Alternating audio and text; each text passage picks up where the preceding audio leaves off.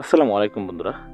গত ভিডিওতে আমি গুগল ফটোজের কয়েকটি এডিট আপনাদের দেখিয়েছিলাম কিভাবে ছবি এডিট করতে হয়।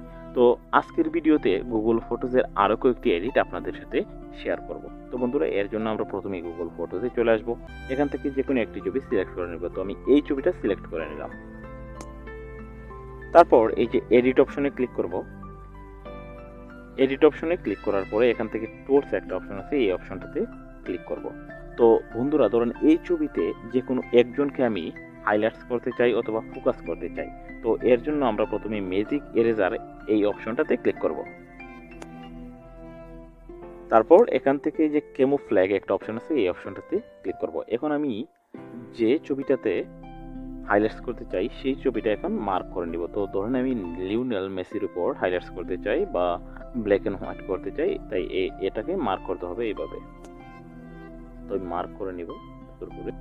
তো দেখেন ভিউয়ার্স, লিওনেল মেসির এই ছবিটা কিন্তু পুরোপুরিভাবে হাইলাইটস হয়ে গেছে বা বলতে পারেন ব্ল্যাক অ্যান্ড হোয়াইট হয়ে গেছে। তো আপনি যদি চান এখান থেকে যে কোনো একজনকে রিমুভ করে দিতে, তার জন্য এই যে ইরেজ এই অপশনটাতে ক্লিক করবেন। ক্লিক করার পরে যাকে এখান থেকে রিমুভ করতে চান তাকে এখান থেকে মার্ক করে নেবেন।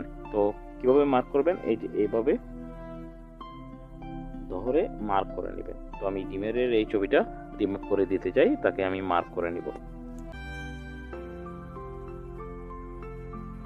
তো দেখেন বন্ধুরা, ডিমারের এই ছবিটি কিন্তু পুরোপুরিভাবে রিমুভ হয়ে গেছে। তো আমি গ্যালারি থেকে আরেকটি ছবি এখানে সিলেক্ট করে নিব। তো আমি এই ছবিটি সিলেক্ট করে নিলাম। তো তারপর এখানে এডিট অপশনে ক্লিক করব। এডিট অপশনে ক্লিক করার পরে এই যে টুলস এই অপশনটাতে আবার ক্লিক করব। এই অপশনটাতে ক্লিক করার পরে এখানে একটা অপশন দেখেন কালার ফোকাস, এই অপশনটাতে ক্লিক করব। এখন যদি আমি কালার ফোকাস অপশনটা এদিকে এইভাবে বৃদ্ধি করি, তাহলে দেখেন আমার পিছনের ব্যাকগ্রাউন্ডটা কিন্তু ব্ল্যাক অ্যান্ড হোয়াইট হয়ে গেছে।